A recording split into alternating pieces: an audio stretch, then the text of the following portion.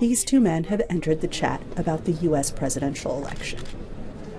The death of opposition figure Alexey Navalny in a Russian prison has sharpened U.S. political rhetoric around Russian President Vladimir Putin and his invasion of Ukraine, exposing a clear divide between President Joe Biden and his top challenger for the job, Donald Trump. Biden has been quick to lay blame and threaten stiff sanctions over Navalny's death in an Arctic penal colony, which Russian officials attribute to sudden death syndrome. The fact of the matter is, Putin is responsible. Whether he ordered it or not, he is responsible for the circumstances that put that man in. And he is a reflection of who he is. And it just cannot be tolerated. I said there would be a price to pay. The Kremlin said the allegation is unfounded and insolent, and authorities have denied Navalny's mother access to his body. Trump and his Republican Party have taken a different line, with Trump saying he would not support NATO as strongly as Biden has. And in a recent event with Fox News, he cast himself as a victim of political persecution, like Navalny. And it's a horrible thing, but it's happening in our country too.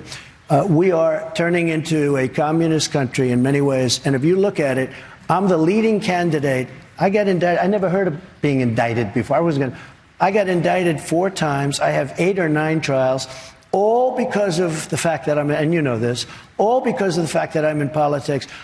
Trump was vague on how he'd end Russia's war on Ukraine, instead saying that if he had been president, Putin would never have invaded. Republicans have questioned why they should fund the conflict. Russian forces recently captured a key city, which the White House points to as proof that Ukrainian forces need urgent help. Some Republicans are confident they will pass the stalled $95 billion aid package. Most of it is for Ukraine. I think the slow response from Europe and the United States, of course that hurts Ukraine. And that's why we can't let this happen, why we're going to get something done. Meanwhile, the war has taken on greater significance. This has become about America. Will America continue to play the role of a power that keeps its promises, that respects its alliances, and that is capable of projecting strength? Or is America over as a serious power? That's the question now. It's no longer about Russia or Ukraine. Moscow and Washington are nearly 5,000 miles apart. But as the U.S. hurtles toward November, their fates are more intertwined than ever. Anita Powell, VOA News, Washington.